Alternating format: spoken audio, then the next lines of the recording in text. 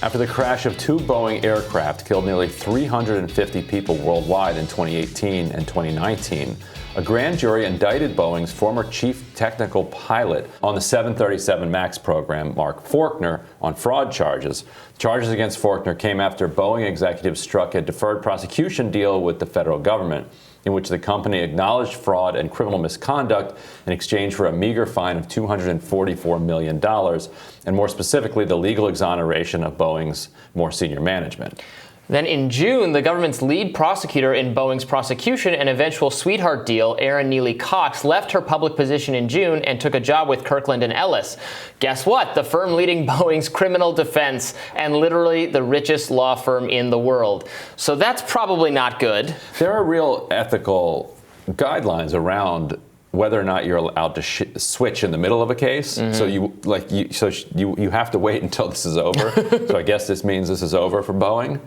Congratulations to them. How about that? They bought their way out of criminal liability by throwing a middle manager into prison and throwing $244 million of shareholder money at the federal government and then hiring the prosecutor. There you go. There's the playbook.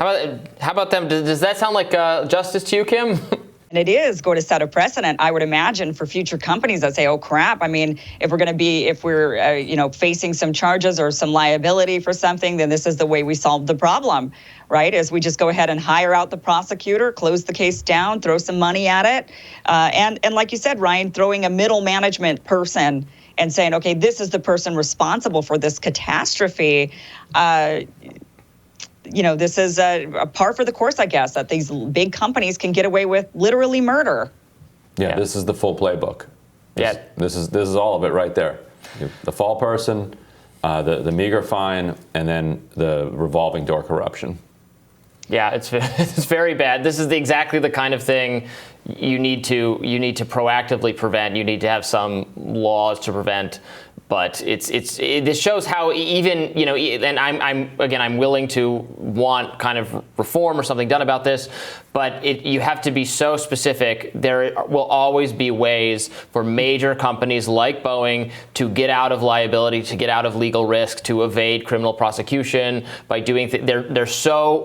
They're wealthy and they're also well connected, right? So they know exactly how they can escape the efforts of government to wrangle with them, because they're talking, right? They're lobbying government all the time. They're talking to the very people who would have to hold them accountable. And remember, this all goes back to the fact that they added as a feature of their new plane an extra component that helped it not crash.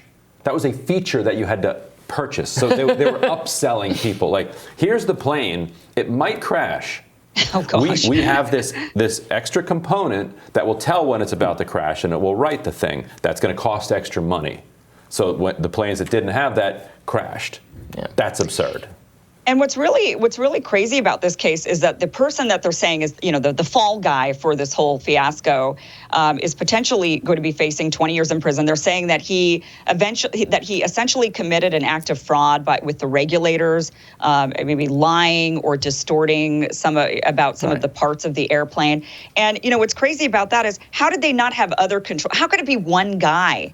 And how does a big company like Boeing, with all the money they have, how does it just go? It falls on the shoulders of one person. This guy's like a Batman villain or something. He was tinkering with the planes. Ah ha ha ha ha. Right. That's how they're making it sound. Probably not. Yeah. So we'll have to see if anything more comes of this, but probably not.